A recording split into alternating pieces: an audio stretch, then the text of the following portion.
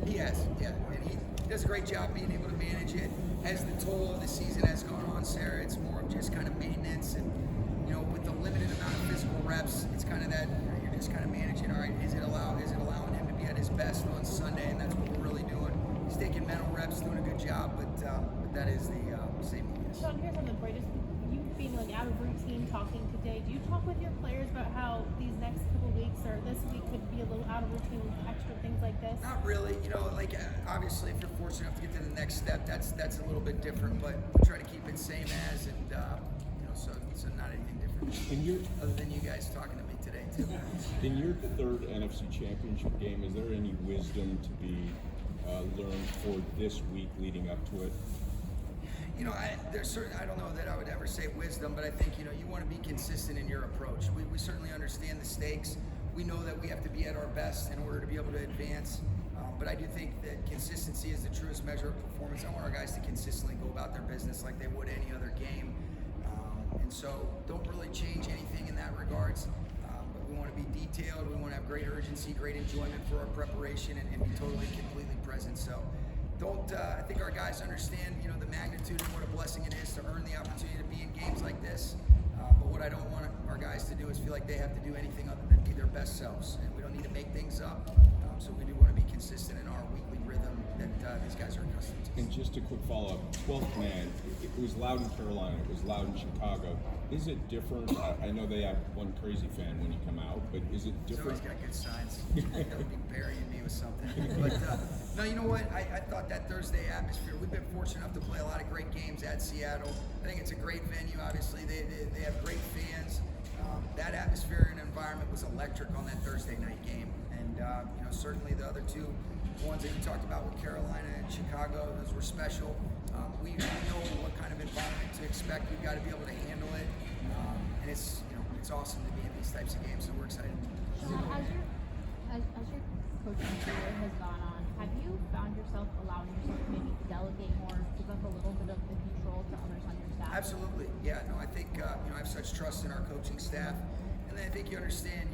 Your job is to be able to kind of move wherever you're needed and support, give people autonomy, and then be able to inject or collaborate when it's necessary. So I feel really fortunate to have such a great coaching staff as a whole.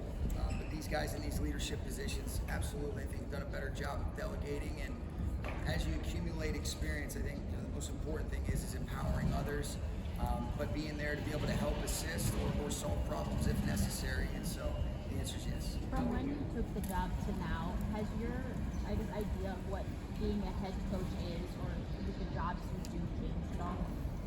Yeah, but I think it's all predicated on, it's year to year. It's kind of whatever is needed. When you look at it, I think back to our first year, it was like, all right, where can I be of the most help? It's a trusted way to understand what's going on the defense, so you can communicate and be there if needed. But and the same thing with John Foss on special teams. But let's immerse yourself in the offense. Let's set a foundation. Let's build that up. Especially knowing that you were going to kind of be immersed in the play calling element of it. But it has evolved, and it's like anything else. Experience and repetition is the mother of learning. But what we try to do is surround yourself with people that you can learn from, you can grow with, and ultimately delegate and let the light shine on them, and then kind of just be able to be wherever you're needed. This is your second year with Mike McConnell as an additional opponent. What have you learned about him as a coach from the two chess matches? Well, I got a ton of respect. I mean, he's excellent tactically. You can see there's a consistency in his approach. It's not by mistake. I remember when we went against, when he was running the defense in Baltimore, you could appreciate how everything was tied together on all three levels. There was a coordinated four-man rush. There was an understanding of how to attack protections, whether it be with pressure, simulated fire zones. Their coverages were sound, and they can morph based on the concept. And then, and you see what he's done here, and they were excellent last year, but man, they've taken it to a whole other level. And I've got a lot of respect for him. Like I've told you guys before, when you talk about offensive play callers, you can watch the film and see an ownership and an understanding from an all-22 perspective and intent behind what they're trying to get done. That's how I feel about him. They're excellent. Adam Durde, as their coordinator, but they do a great job of accentuating their personnel, being able to adjust and adapt. And then I think he's got a great feel for the flow of a game as a play caller too. He's one of the best for sure. And he's earned all the credit that he's getting. Some people say that he's the Sean McVay. Yeah, I know. I'm certainly humbled, unless they say that means he's a dumbass. I mean, it's humbling and flattering, but I've been around a lot of great people, and everything that we do is always a collaboration. I just know this, I can't make any comparison. I know he's a great coach that is consistent. He's everything I've heard in my interactions with him, he's a great dude. You can see those players love playing for him. People like coaching for him, and obviously, you just watch the way that they're a connected team and the way that things have progressed over the last couple of years. He's doing a hell of a job.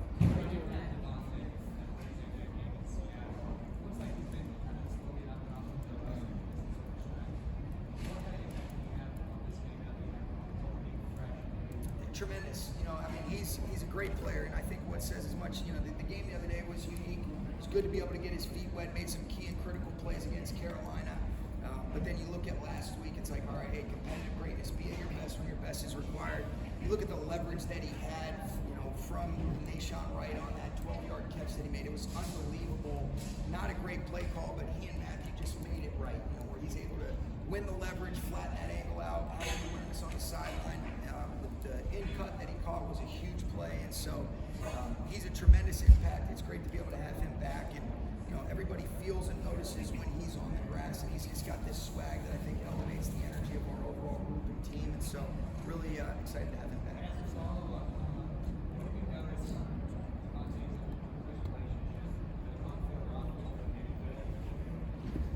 I just think there's a tremendous amount of respect. You can really see how much Puka reveres Devontae and how willing he is to share, and how much love Devontae has for him.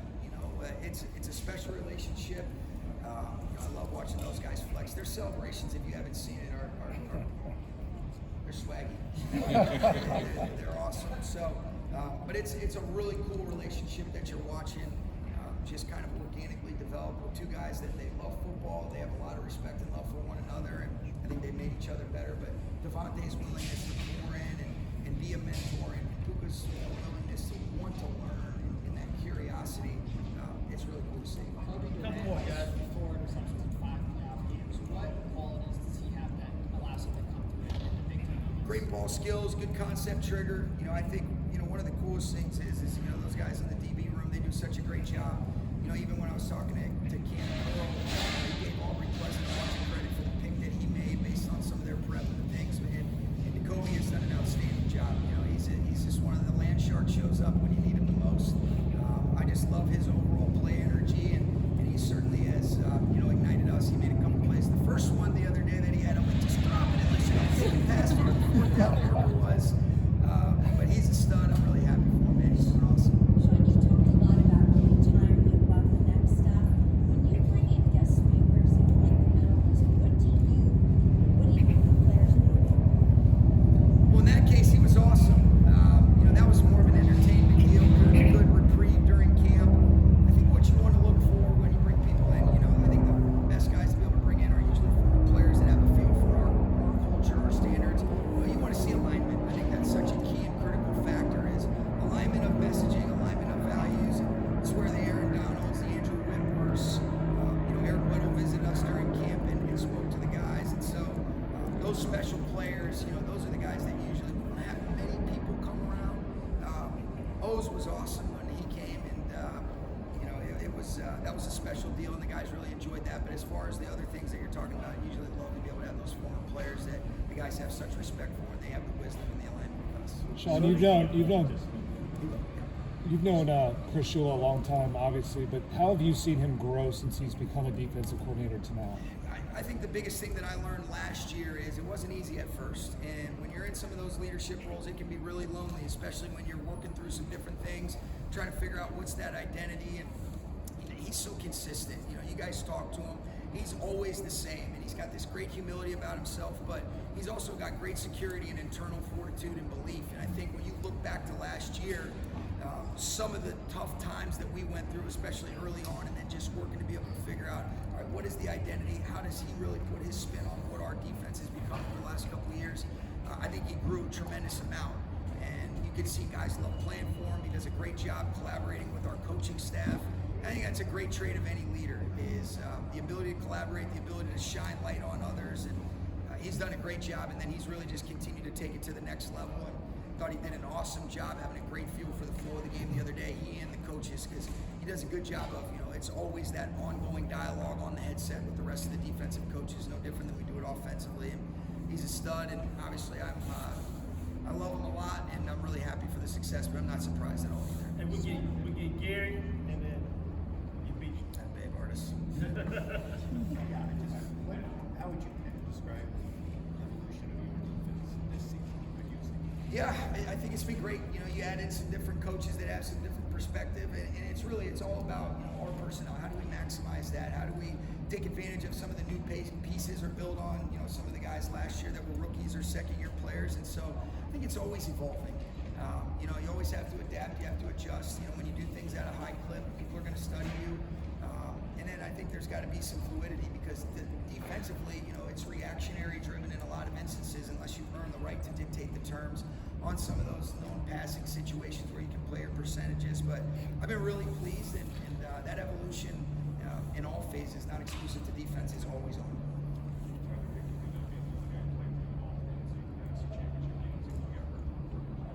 What's it meant to you to have him brought in this time of your system? It's a special bond. I mean, and especially those two players that you talk about with Rob and Tyler. I mean, these are rare humans, and they're great football players, but they're great leaders, and they have such respect from the locker room because of the consistency at which they approach every single day, the genuine enjoyment they have for other success. We were watching it earlier today. Ferg makes a great play up there on a third down, and the first guy to come, running down the sideline and have a swag celebration is Tyler Higbee. You look at the wisdom that Rob has in the meeting room to be able to pour into Warren and really our offensive line as a whole, and so. These are two all-time guys. I mean, these are legacy Rams.